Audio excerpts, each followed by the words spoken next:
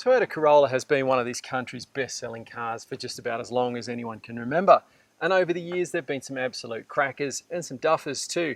Well, now there's a new one. It was launched towards the end of 2018, and here are the 5 things we reckon you need to know about this new Toyota Corolla.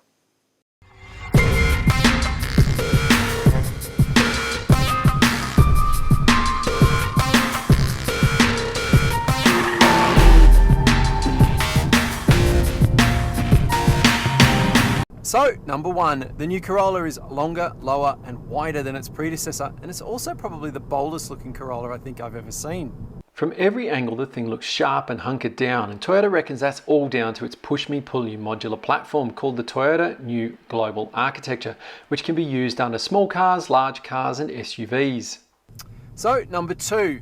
That sharp angularity on the outside carries through onto the inside too, where you've got lots of creased edges and sharp lines. And not all of it works either, particularly the lower part of the dashboard on the passenger side, which is very, very sharp and juts out into that passenger seat space, cramping it up a little bit. That said, there are some absolutely beautiful finishes in our ZR tester, like the brushed alloy trim lines that run around the climate controls and across the dashboard and wrap around the air vents.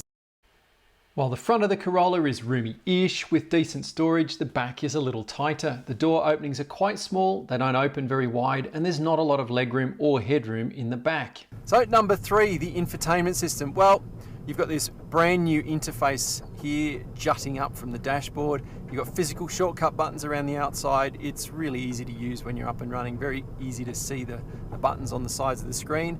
However, you've got the same clumsy Toyota system buried within. That means there's no Apple or Android connectivity. You do, however, get Miracast, which is a sort of a rough in-between of those two systems.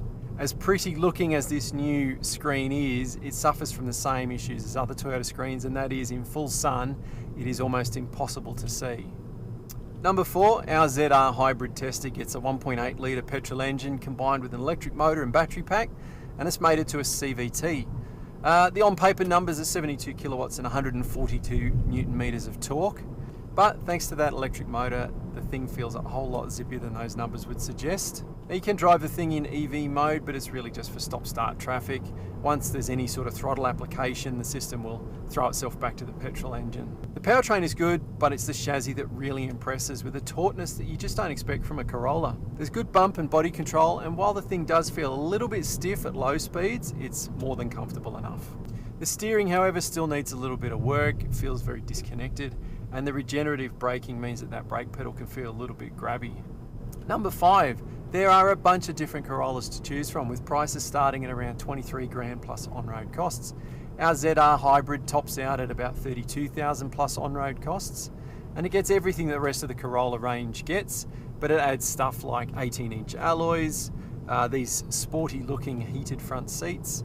You also get wireless phone charging down there, head-up display and a premium sound system. So there you have it, the all-new Toyota Corolla.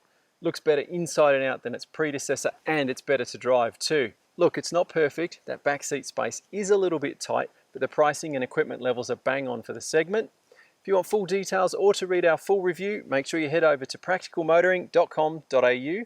Before you head off, make sure you hit subscribe to stay up to date with all of our latest videos.